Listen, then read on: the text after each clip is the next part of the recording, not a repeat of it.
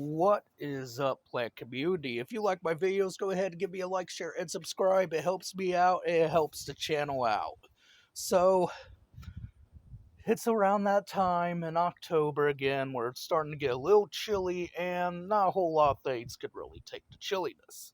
So, one of the plants I do have, looks a little plain here now since I got rid of the chairs, is my caladiums. They are already starting to kind of wither away and not look so healthy. And that's because they're just cold. They're chilly.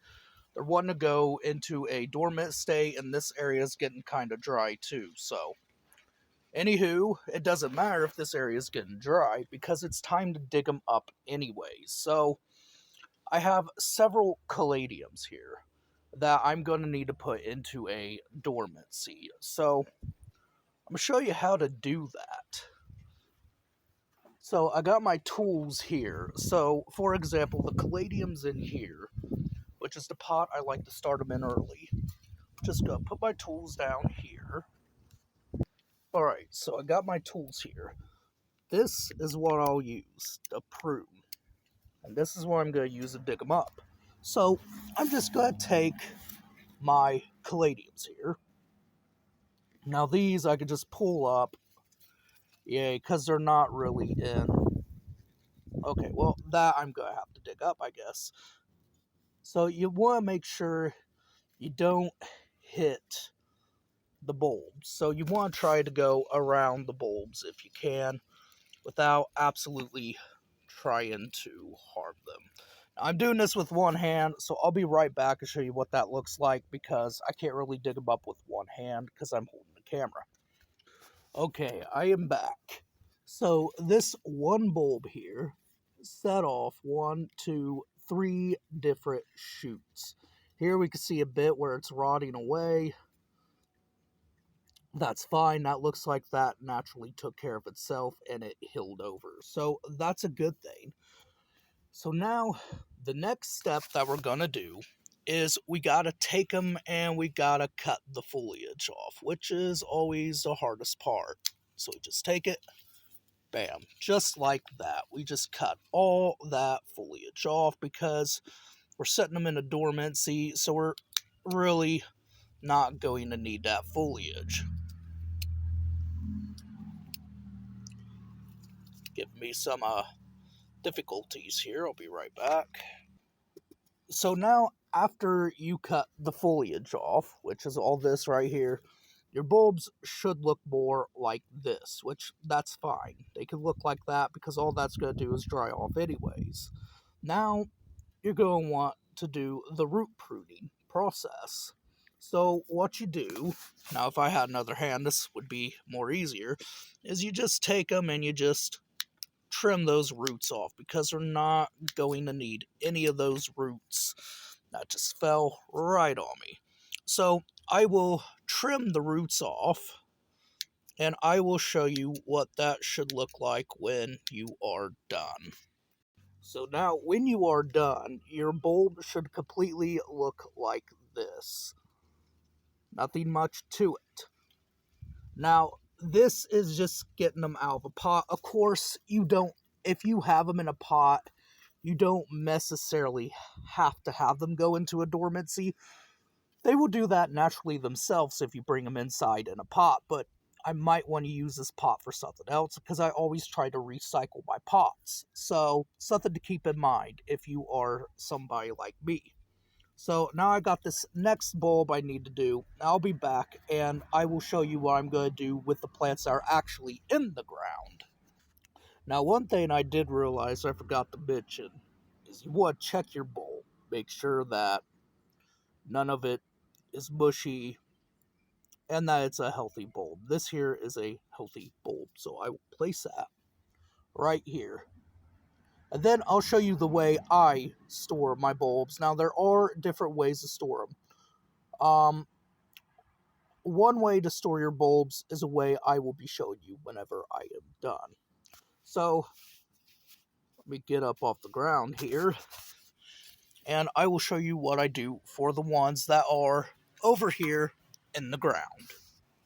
Alright, now I'm over kind of in the more rainforest. Well, this whole area is really supposed to be the rainforest area. So here we could see we got one long shoot, which is good. That means that they were healthy and they were good during the summer. So it's kind of like the same process. We want to make sure we don't want to harm that bulb. So if we can, we want to do everything in our willpower to basically go around and not hurt that bulb. Because you hurt the bulb, you might hurt the plant. The bulb is essentially the life force of the plant. So I'm going to start trying to dig these up around the bulb area. So sorry about that. Trying to find the best way maybe to try to set you guys up to where you can see it. Can't really see it. Alright, so sorry about that again. So again, I'm going to do the same thing like I did over there. So I'll be back. I'll show you what that should look like. Okay, and now I just popped him right out of the ground. Now, as I did that, the ground did hold the majority of the roots. As you can see, this is a good old healthy bulb, and the roots already kind of got pruned with it. So I'll just come in here, prune away maybe a little bit more.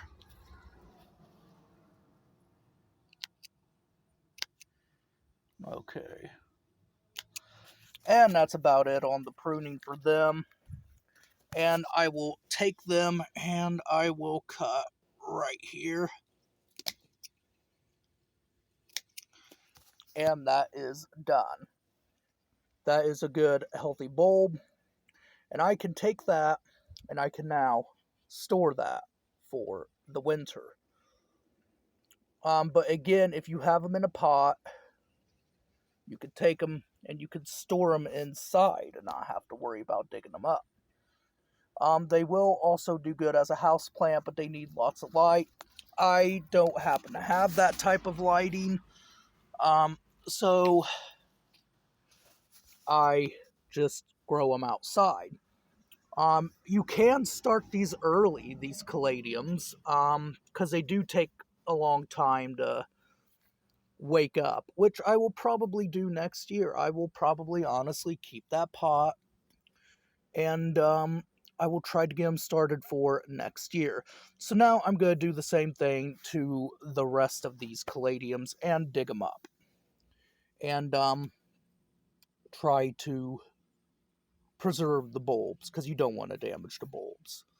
So I'll be right back. So I made an oopsie. Now, am I upset? Yeah, but the bulb will probably survive. As you can see here, I dug into it and I broke the bulb. Now, will the bulb survive? More likely. Will it rot? I take that chance now. So, just goes to show you that you need to be a little careful with your caladium bulbs. Now, another thing I forgot to mention too is if you keep them well preserved and not hurt them like I just did, that these bulbs will continue to get bigger and they will put out more offshoots, like I've got here with this one. So that's the important thing to remember, is the healthier the plant, the more shoots you will get. And it can also give you more bulbs too. So like all these caladiums I do have originated really from, I want to say maybe 2 bulbs that I had. So yeah, and they just keep reproducing. So yeah, that's cool. Always love it when I can get more plants for free. I'd like to get some different colors of caladiums rather than just the ones I already have, but I like them no matter what. They still add a interesting tropical statement piece for your garden. Be back. I gotta trim this a little bit further. So, yeah, just be a little careful. Don't make an oopsies like I did. I'm only showing you this because, well, we're human. We all make mistakes. We all mess up. And that's okay. And gardening, sometimes we do mess up. And I'm willing to show you my mistakes and maybe what I can improve on for next year. That is okay. Never be ashamed if you mess up or maybe even mess up a look of how you wanted your garden. Me, I like a wild look, so I don't really have no certain type of theme to my gardens. It's more of what survives and what does good for me. Like this grass is doing really well for me. I'm gonna probably have to plop this up too. Alright, so this is the next caladium. Oh, and they don't do well in direct sun. Never put them in direct sun, always give them shade. The area where I'm at is always nice and shaded. I'll be back once I pop them out. We'll pop this out so that way I can show you how to store them for the winter. Alright, so I did go ahead and plop them all out. So, now you want to make sure to see how many caladium bulbs you have so that way you can keep track. I got 1, 2, 3, 4, 5 caladium bulbs.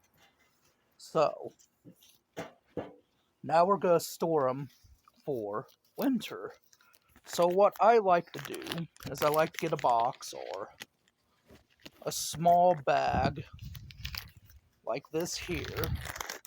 I like to take it.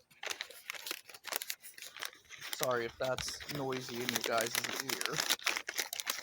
I like to take the bag like this. I'm just going to kind of strategically place it on here for right now. And I like to take tissue paper.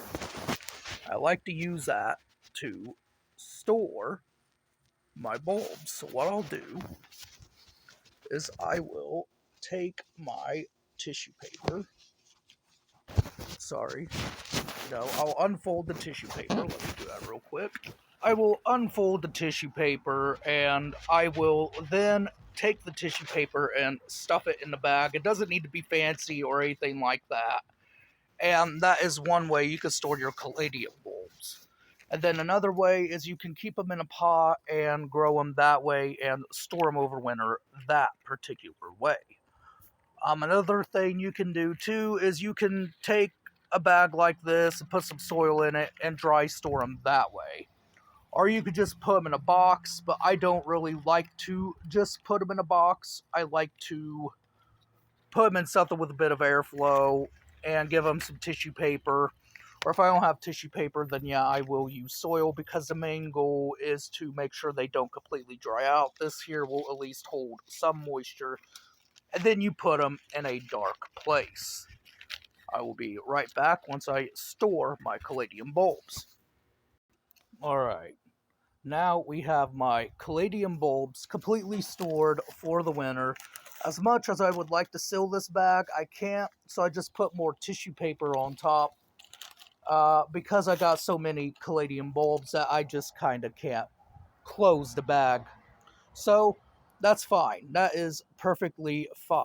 Another thing you could do with your caladium foliage is, besides the foliage that looks blah, we'll take that. What I like to do is I like to help the little microfauna in my little areas, and I like to just kind of spread the foliage around for summertime, and that will help the little microfauna within the soil, which will help that decay, and that will add some nutrients to your plants that stay into the ground all year around. So that's one thing you could do with the foliage. Or another thing you can do with, say, some of the better looking foliage like this, is you could take them and put them in a vase. And I probably will take these and put them in a vase. I'll be back and I will show you what these look like in a vase. which I throw them over there, and about trip and die all my ferns. Alright, and you can put them in a vase like this, have them as something nice and decorative for your indoor interiors. They won't last forever, it's just something temporary, so you don't even have to worry about the damaged ones, but it'll look nice for the time being. So, yeah, then if you wanted to, you got any fronds or anything you want to cut off that you're not really worried about, you can add those into the mixture too. Or if you got any tropical flowers, you can add them and really, like say if these were blooming, I could add these, or if they were blooming, I could add them to really add more of a tropical vibe and touch. And you would have something looking quite nice for the interior. So, yeah, just a little decorative idea. And then, of course, when they wither away and decay, I could just throw them into my garden bed area and they will be just fine. Otherwise than that, I hope you guys enjoyed this video. Have a good rest of the day.